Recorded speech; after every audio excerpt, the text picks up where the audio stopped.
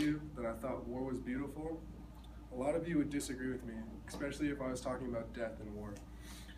Everyone in this room has been affected by war in some aspect or another, either directly or indirectly. And it's your knowledge of previous wars that forms your opinion that war is going to be savage and ugly. Rupert Brooke's views in The Soldier, which is a poem from 5 sonnets, are quite the opposite. He views war as very beautiful and showing a love for one's nation. And then knowing the background and lifestyle of Rupert Brooke really helps understand where the context of him thinking that war and death in war is beautiful. Brooke grew up in a wealthy English family where he attended rugby, which was a prestigious boarding school where his father was actually the headmaster. And it was there that he studied Latin and Greek, and then he began writing poetry there, so he began writing poetry at a really young age, and he was expected to do really well in school.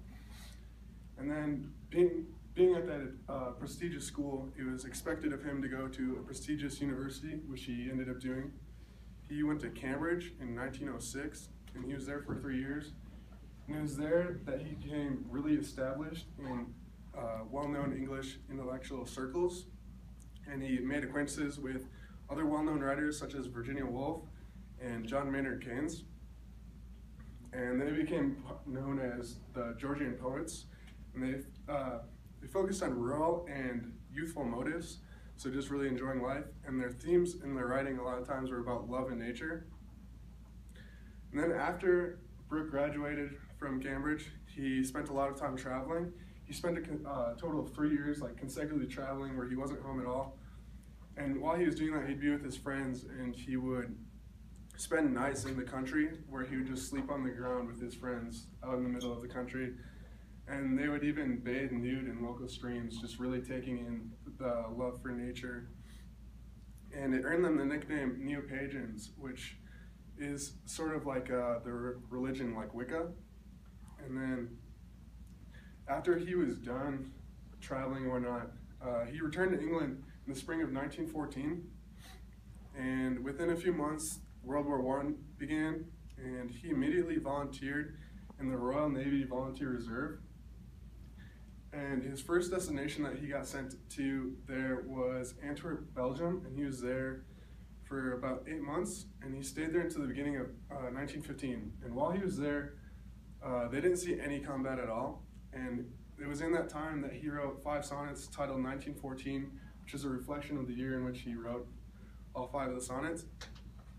And the first 4 really focused on the enthusiasm and hope Britain had in joining the war. And his first sonnet was actually titled Peace, which focused on war being like a relief to a generation that had really nothing to do. Like, it was kind of bored with what it was doing the same thing every day, so he thought it was like a new life. And then the last sonnet was The Soldier, which his most well-known work, and it focuses on death.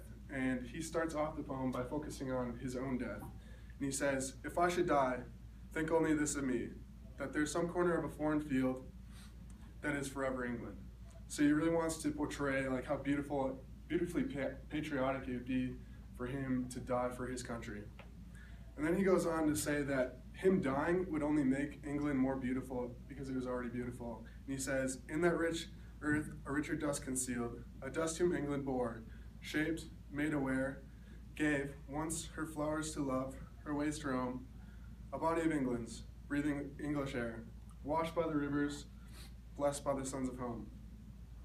So that just extenuates his point that he really thinks England's beautiful and what England has done for him is beautiful. And then he goes on at the end of the poem to show that ultimately death in itself is beautiful and that the soul is ultimately going to be beautiful. And he says, "And think, this heart, all evil shed away, a pulse in the eternal mind, no less.